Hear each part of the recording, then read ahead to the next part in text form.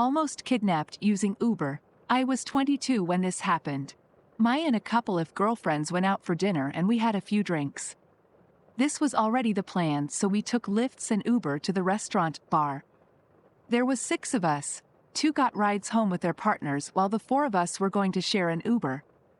Out of the 4 of us, I was the most sober and did the communication. We dropped off 2 girls at one house because they were roommates. Then we dropped off the 3rd girl and then it was me.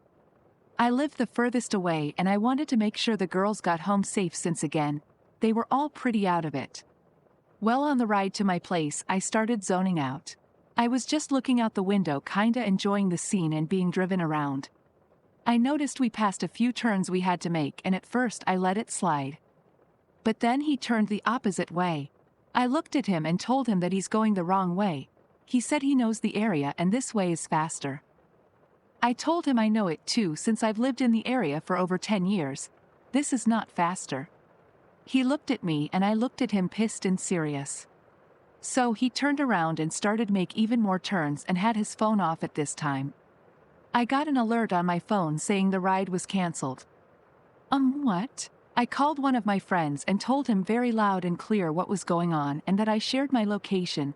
All of these twists and turns actually had on en route to my friend's house, so he got out and jumped in his own car and started following us.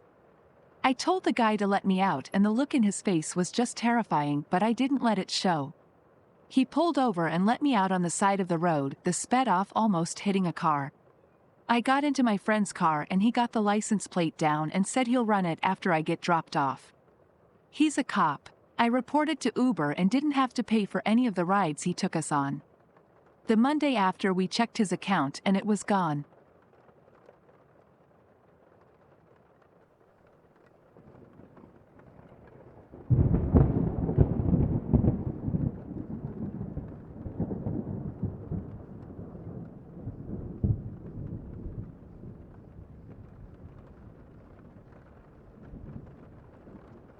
I was 9 when a gang member tried to break into our house.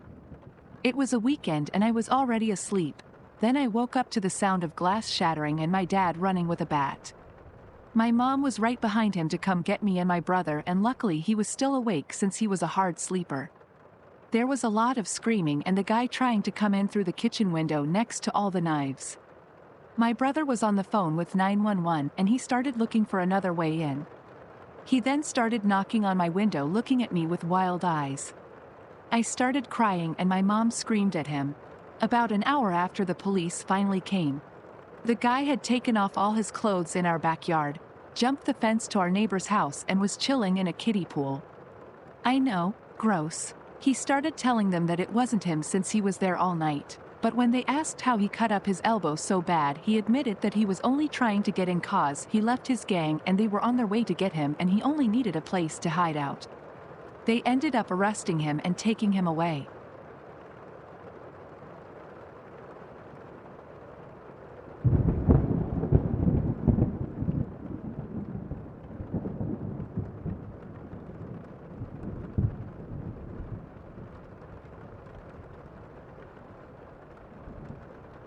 Vegas bars are wild. It was a week after my 22nd birthday and I headed out with some friends.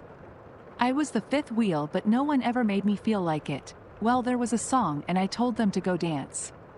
They tried to take me with them, but I told them I don't dance for free and everyone here would get a free show, but honestly I was winding down and my social battery was running extremely low. I was starting to burn out. So I stayed at the bar and was getting water and pineapple juice. I don't know why, but it's something I always crave when I already had one too many. Me and the bartender were talking for a while. He didn't have people needing drinks and we were just people watching, joking around, and he was telling me he's going to have to id me again cause I am going downtown on his little juice cans like a kid.